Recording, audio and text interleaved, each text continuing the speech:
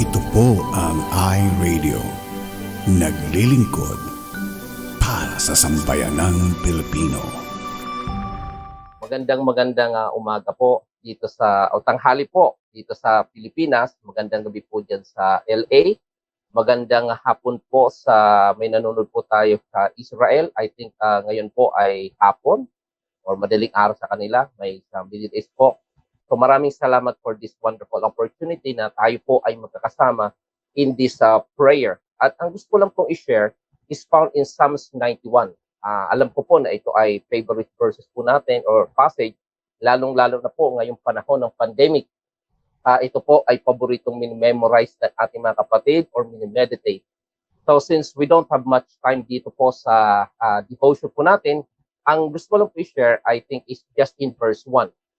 Sabi po ng Psalms chapter 91, verse 1, He who dwells in the secret place of the Most High shall abide under the shadow of the Almighty.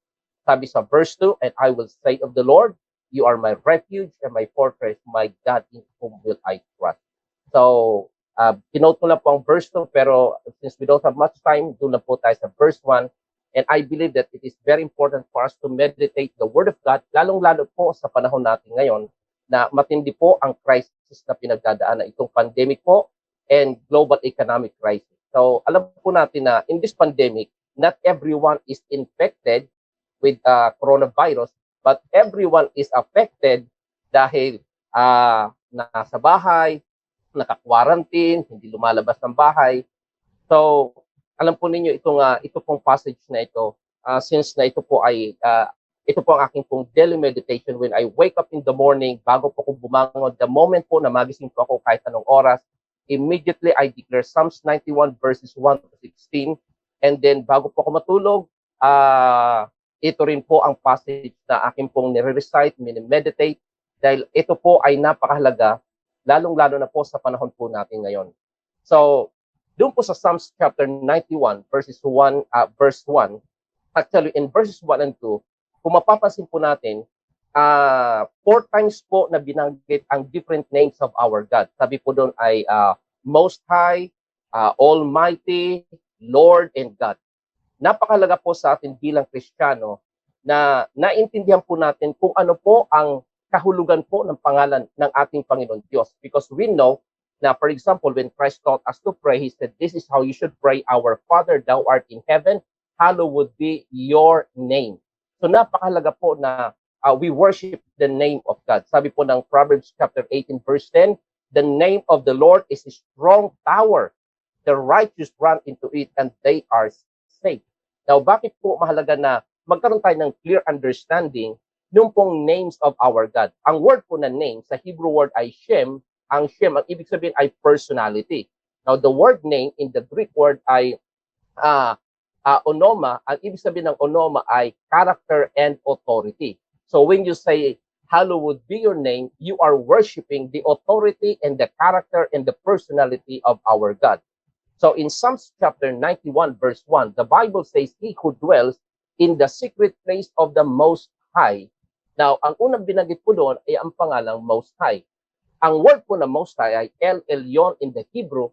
And the first time the name El Elyon used in the Bible, na it represents the supremacy of our God, the sovereignty of God, that He is God who has absolute power and authority.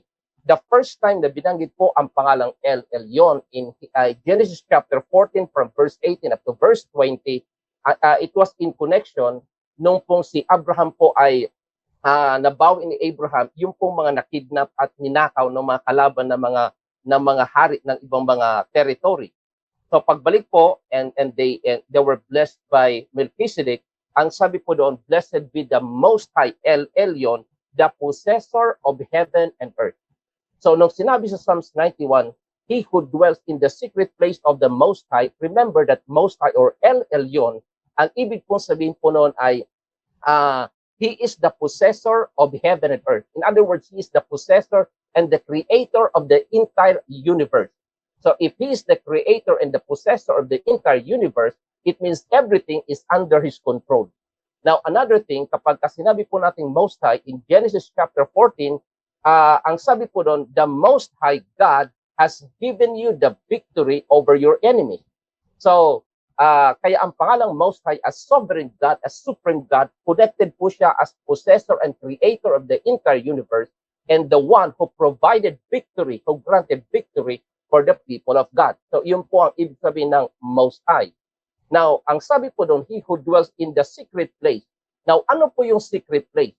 Ang secret place, pag binasa po natin, doon po sa Psalms chapter 27 verse 4, ang sabi po doon that in the time of trouble, you will hide me in the pavilion, in the secret place of your tabernacle. Now, ang word po doon na pavilion, ang pavilion, alam po natin na ito po ay sanctuary. At nung binanggit po sa next phrase, ang sabi po doon ay tabernacle. Ang tabernacle is the place where the presence of God was found or located, where the presence of God dwelt. So, ang sabi po doon, in times of trouble, the Lord will hide us in the secret place. Now, what is that secret place? Ang secret place is none other than and no other than but the presence of our Most High God. So, yung secret place na binabanggit po doon sa Psalms 91, verse 1, letter A or part 1, yun po ay ang secret place, walang iba kung hindi yung tabernacle or the pavilion or the presence of the Most High God. Now, in Psalms 31, verse 5, ang sabi po ng Bible na God will hide us in the secret place of His presence from the pride of men and from the tongue of men, from the violent tongue of men. Now, ano po ang ibig sabihin nun? Kung naalala po ninyo si Shadrach, Meshach, and Abednego, because of the pride nung pong mga tao sa lugar na hindi po nila matanggap na itong mga foreigner na ito ang promoted sa lugar nila. Because of the pride of men, they plan to destroy Shadrach, Meshach, and Abednego. At alam po natin, because of that accusation, they were thrown in the fire. But praise God, the Bible says, God will protect you from the pride of man. He will hide you. He will conceal you in the secret place of the Most High. So, kagaya po ng siguro narinig po natin ng maraming panahon at beses, ang sabi po, that the safety of every Christian is not in the absence of danger, but in the presence of our God. So they were thrown in the fire, but because they were in the presence of God, even the fire could not destroy them. Even the fire could not consume them. Kung meron pong nasunog, yun lang pong tali nila. Pero maliban sa tali, wala pong nasunog sa kanila. Hindi nga po sila wala nga pong amoy ng pagkasunog. Bakit? Because they were under the protection of our God. Now, ang sabi po ng Bible, He who dwells in the secret place of the Most High. So ang Most High represents the sovereignty, the supremacy of our God. The secret place, ang ibig sabihin po nun is the presence of God. Now, ang sabi po doon, He who dwell. Now, ang word po doon na dwell in the Hebrew word is yashab. Ang ibig sabihin is to remain or to reside. Kaya literally, from the Hebrew literal translation of Psalms 91, He who dwells in the secret place of the Most High simply means He who resides in the presence of the supreme God, of the sovereign God. So iyon po ang gusto ng Lord sa atin. We need to reside. We need to stay in the presence of our God. And how can we do that? Ang sabi po ng Psalms chapter 22 verse 3, God inhabits the praises of His people. So the moment you worship God, the moment you praise God, the presence of God will surround you. And the Bible says the presence of God is called secret place. Bakit tinatawag po ang presence ng Lord as secret place? Because ang secret place, it means inaccessible, impenetrable. So if you are in the presence of God, the enemy can be there trying to destroy your life, but because you are in the presence of God, you are inaccessible, you are impenetrable. Na kung naalala po ninyo si Daniel was thrown in the lion's den. Alam po ninyo, nung una po, si Ramon, nung una kapag binabasa ko po ang Book of Daniel, naaawa po ako kay Daniel. Kasi wala naman siyang kasalanan, pero bakit inaccuse siya? Wala po siyang kasalanan, he was thrown in the lion's den. So, nung una, naiinis po ako doon sa mga accusers niya. Naaawa po ako kay Daniel. Pero bandang huli, sa kababasa ko, nag-iba po ang feeling ko, hindi na po ako naawa kay Daniel. Naawa po ako sa leon, dahil gutom na gutom ang leon, hindi na makain si Daniel. So, doon po ako naawa sa mga leon, hindi na po kay Daniel. So, mga kapatid, bakit? Daniel was in the presence of lions, hungry lions. But because Daniel was in the secret place of the Most High, those hungry lions could not touch him, could not bite him, because he was protected by our Almighty God, or because he was in the presence, in the secret place. Ang gusto lang po ng Lord sa atin ay we need to reside. He who dwell. Now, dwelling, ang presence ng Lord is available 24 hours a day. But it is our choice if we will reside or not. It is our choice kung tayo po ay mananahan sa kanyang presensya o hindi. But as far as God is concerned, His presence is available always, 24 hours a day. Now, tayo pong lahat ay naniniwala that God is omnipresent God. Sabi po ng Jeremiah 23 verses 23 and 24, that God filled the heavens and the earth. God is everywhere present. Pero tanda po natin, although God is everywhere present, meaning the existence of God can be found anywhere and everywhere. But the manifest presence of God is not available anywhere. Ulitin ko po yung term. God is everywhere present. Ang ibig sabihin ng everywhere present, the reality of the existence of God can be found anywhere and everywhere. But when we talk about the manifest presence of God, ang tawag ay Shekinah. The manifest presence of God is not always visible or tangible. Now, how can we activate the manifestation? How can we experience the manifestation of the presence of God? Ang sabi ng Bible, He who dwells. How can we do that? It's by praising the Lord. It is by worshiping the Lord. Ano po ang sabi ng James chapter 4 verse 8? If you draw nigh to me, I will draw nigh to you. Now, if we know that God is everywhere present, God, how can God draw nigh to us when God is everywhere present? How can we draw near to God when God is everywhere present? Pero ganito lang po kasimple. We can draw near to God by adoration. We draw near to God by worshiping Him and praising Him. And God draw near to us by the manifestation and demonstration of His presence. So, ulitin ko po, we can draw nigh to God by praise and worship, by adoration. God will draw nigh to us by manifestation and by revelation. So, ang sabi ng Lord sa atin, He who dwells in the secret place of the Most High. Ano po yon? Residing in the presence of the Supreme God. Now, number 2, ang sabi ng Lord, shall abide under the shadow of the Almighty. Now, ang ginamit naman ng pangalan dito ay Almighty. Ang word po na Almighty, or the name Almighty, El Shaddai in the Hebrew, the first time ginamit ang pangalan El Shaddai is found in Genesis chapter 17 verse 1. Si Abraham po ay matanda na at wala po siyang anak. Ang asawa niya baog na, nag-menopause pa. Humanly speaking, he was hopeless, or they were hopeless na magkaroon ng anak. And one day, at the age of 99, God appeared to them and said, Abraham, I am your El Shaddai. I am your Almighty God.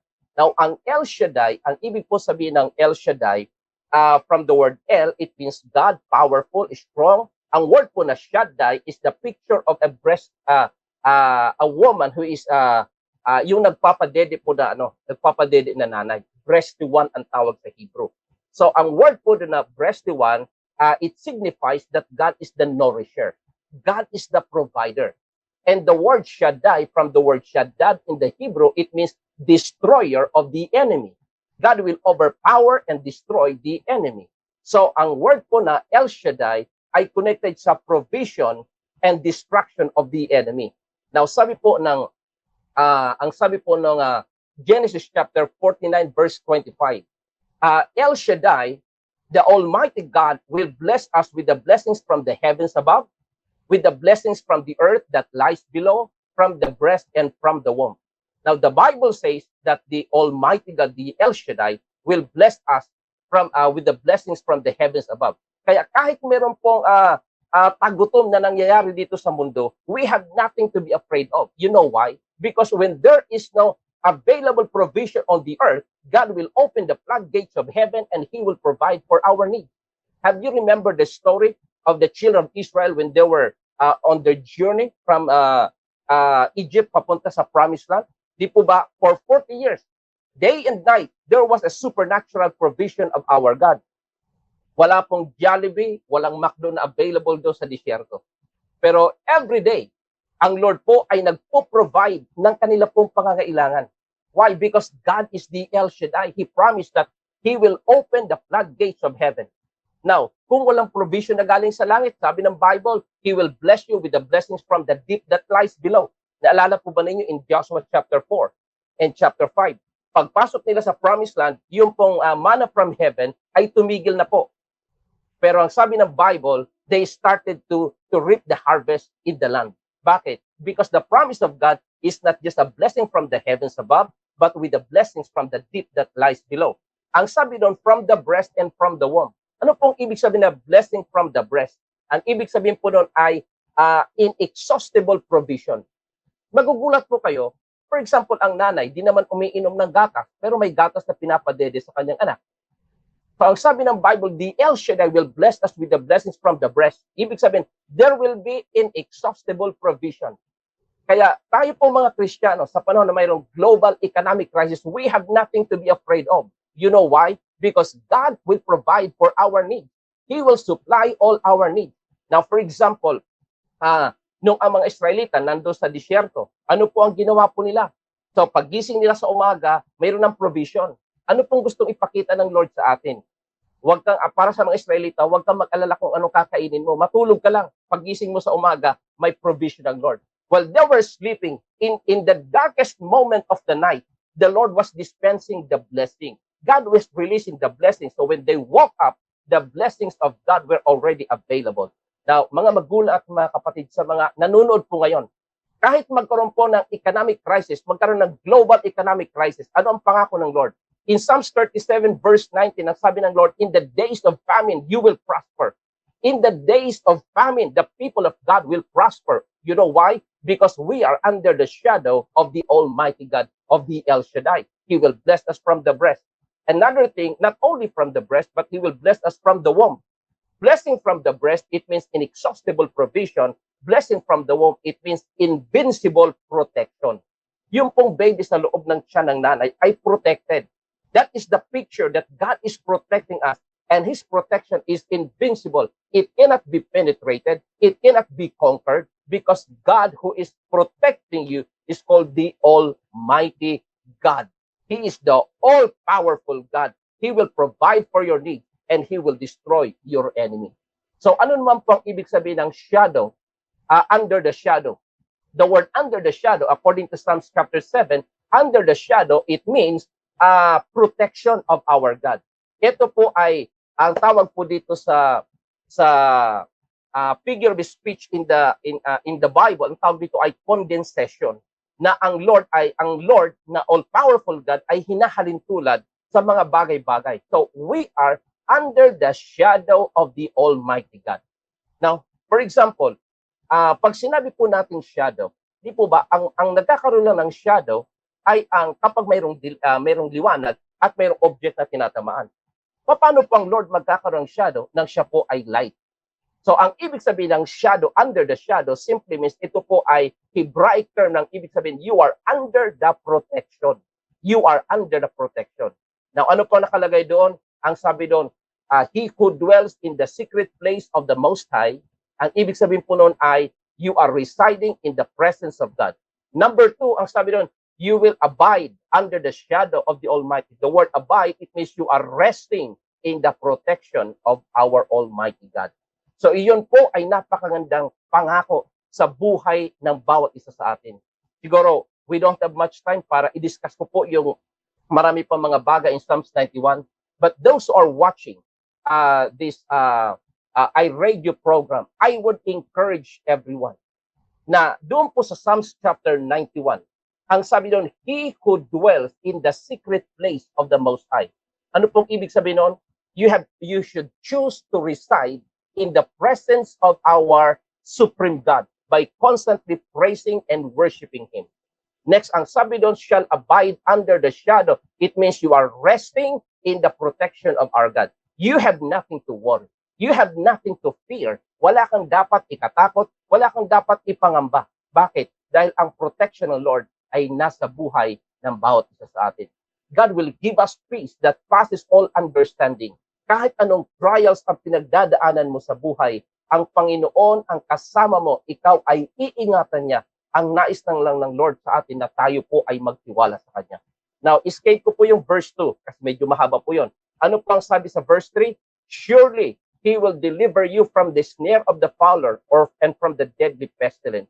Kung sino po ang nanonood ngayon, na maaring kayo po ay merong sakit o kayo po ay infected ng coronavirus.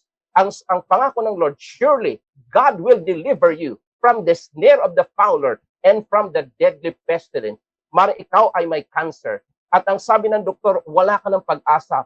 3 months ka na lang mabubuhay. Incurable na ang sakit mo. You need to remember that the promise of God, surely God will deliver you from that deadly disease in your body. Because God is all-powerful, God is all-knowing, and with God, nothing is impossible. Sabi ng Bible, you abide under the shadow of the Almighty. The revelation of El Shaddai is Almighty. It means all-powerful God. Ano po ang sabi ng Matthew chapter 19, verse 26? With men, this is impossible, but with God, all things are possible. So, as I end, gusto ko pong encourage about sa atin. Napansin niyo po ba, hindi sinabi ng Bible na to God, nothing is impossible. Ang sabi doon, with God, nothing is impossible. Yung preposition po na with signifies na the difference between possibility and impossibility just depend on whom you are with. Sabi ni Christ, with men, this is impossible. But with God, all things are possible. In the literal Greek translation of that verse, ganito po ang nakalagay sa Kenneth Wuest Greek New Testament. In the presence of man, as man look at this is impossible. But in the presence of God, as God look at this, all things are possible. So if you are infected with coronavirus and you are dying, I have a good news for you. If you trust in the Lord, if you just worship Him and believe in God, with Him, nothing is impossible. Yes, with men, with the medical doctors, you are declared as dying, hopeless, incurable. But with God, in the presence of Almighty God, there is no such thing as incurable disease in the presence of the Almighty God. He promised that He will deliver you from the snare of the fowler. Ang sabi sa verse 5, last verse, ang sabi doon, and He will cover you under you will take refuge under His wings. So those who are already infected with disease, ang promise ng Lord, He will deliver you. Doon naman po sa wala pang sakit, you have nothing to worry. The promise of God, He will cover you. He will protect you. His truth will be your shield and buckler. The shield is the yung bigger protection.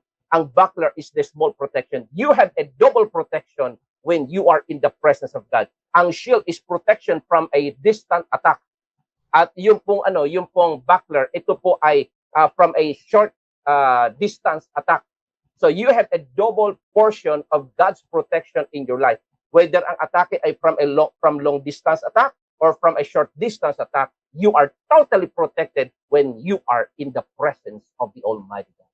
So sa mga nanonood po ngayon, nais ko po kayo encourage, let's trust in the Lord and believe that God will do miracles in our life because with God, nothing is impossible.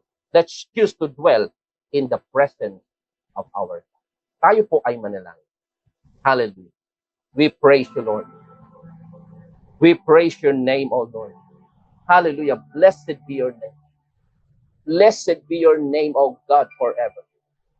Blessed be your name, O God, forever. Hallelujah. Hallelujah. Hallelujah. Praise God. Glorious, mighty Heavenly Father, today we just want to thank you for this wonderful opportunity, Lord God, that we can approach the throne of grace. That's where we can find help in times of our need. Father God, today I pray that those who are watching, oh Lord God, and joining with us in this devotion, we pray that let your spirit move in a supernatural way, oh Lord. I pray that those who are sick, whatever sicknesses or diseases that they may have in their body, they will be healed by the power of your spirit, oh Lord. In the name of Jesus, I bind the spirit of infirmities. I bind the spirit of sickness. In the name of Jesus, I command you to go. I command you to depart in Jesus' mighty name. I command you to depart in Jesus' name. I curse right now any coronavirus, whatever variants of coronavirus that infected the lives of millions of people. We curse it right now in the name of Jesus. In the mighty name of Jesus, we curse right now coronavirus in Jesus' mighty name. And those who are suffering, Lord God, from coronavirus, those who are in the hospital or those who are in the quarantine facilities or just in their houses, Lord, we pray that you touch them. Stretch forth your hand and let your healing power flow in the name of Jesus. We know that the Spirit of God is the breath of life. Let the breath of God supply enough oxygen, Lord God, in their bodies. We rebuke that virus in their lungs in Jesus' name. And we speak miracle, Lord God, life to their bodies, oh Lord God.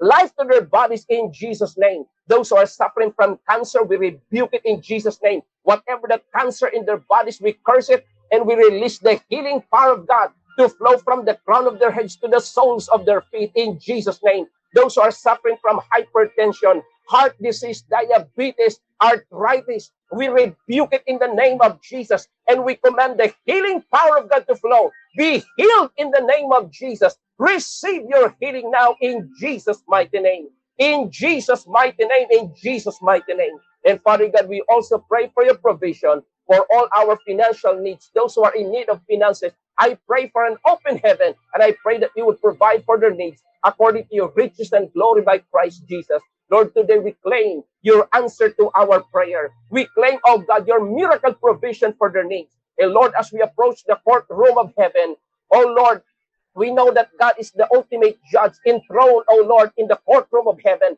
In the name of Jesus, our advocate, the one who speaks to the Father in our defense, we ask for the release of the divine restraining order in their behalf, in their favor, oh God, against the powers of the enemy, against untimely diseases in Jesus' name. And Lord, today I pray, Father God, hallelujah, let your ministering angels, oh God, enforce, oh God, reinforce this divine restraining order for the protection of your people. We thank you, Father God. We claim your answer to our prayer. Lord, I pray, oh God, hallelujah, I pray, oh God, for iRadio program, that you bless this program, Lord God, that it will become your instrument, Lord, to reach and touch, oh Lord, not just thousands, but millions of people, Lord God, all over the world in Jesus' name. Lord, we pray for Sir Ramon, Lord God, and Ma'am Karim in Jesus' name. You bless them, bless their family, Lord God. You know their heart's desire, oh God, to minister your power, to minister your word, oh God, and to touch the lives of many people. Father God, today, we just want to thank you for answering our prayer and for blessing us. So right now, I declare the decree of God's word.